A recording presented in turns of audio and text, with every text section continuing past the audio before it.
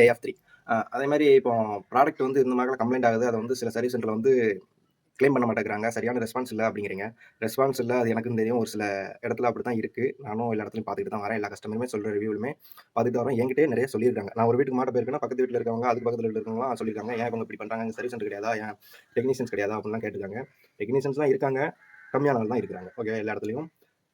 Already உங்களுக்கு install பண்ண வராங்கன்னா, அவங்கள கூட நீங்க வந்து நம்பர் வாங்கி வச்சு இது பண்ணி பார்த்துக்கலாம். ஒரு நாள் 2 நாள் வெயிட் பண்ற மாரி இருக்கும். அது அவங்க வந்து அடுத்தடுத்து ஒர்க் இருக்கிறதுனால வரதுக்கு கொஞ்சம் டிலே ஆகும். ஓகேவா? அதே மாரி இப்போ உங்களுக்கு இப்போ ஒரு சில பிராண்ட்லலாம் சர்வீஸ் வாரண்டி கிடையாது. எங்களுக்குமே இப்போ எங்க இதில நான் ஒர்க் பண்றேன். இந்த இதில வந்து சர்வீஸ்ங்கிறது ஒண்ணே கிடையாது. வாரண்டில. மத்தபடி பார்ட் எல்லாமே கிளைம் ஆகும். சர்வீஸ் மட்டும் கிடையாது அப்படின்ட்டாங்க. இது எல்லாத்தையுமே நாங்க ரிவ்யூல சொல்லிருவோம். சில பேர் வந்து சொல்ல மாட்டாங்க அப்படின்னு கஸ்டமர் எங்களுக்கு சொல்லியிருக்காங்க. ஏஎம்சின்னு ஒரு ஆப்ஷன் இருக்கு. ஒரு சில பிராண்ட்ல இருக்கு. ஒரு சில பிராண்ட்ல போடுவாங்க. ஒரு சில பிராண்ட்ல அவ்வளோ இது தேவையில்ல அப்படிங்கிற மாரி சொல்லிட்டு போயிருவாங்க. அது போடணும்னா நீங்க போட்டு வச்சுக்கலாம். எலக்ட்ரானிக் ஐட்டம் வாங்குறீங்க, ஃபோனோ, இல்ல ஏசியோ, இல்ல ஃப்ரிட்ஜ், வாஷிங் மிஷின் இந்த மாரி ஹோம் அப்ளையன்ஸ்ல வந்து எது வாங்குனாலும் ஒரு எக்ஸ்டெண்டட் வாரண்டி மாரி போட்டு வச்சுக்கோங்க. அந்த இடத்துல உங்களுக்குன்னு ஒரு ரேங்க் குடுப்பாங்க. அந்த சர்வீஸ்ல. ஓகேவா? அந்த ஸ்டோர்லயும் குடுப்பாங்க. இல்ல அந்த பிராண்ட்லயும் குடுப்பாங்க.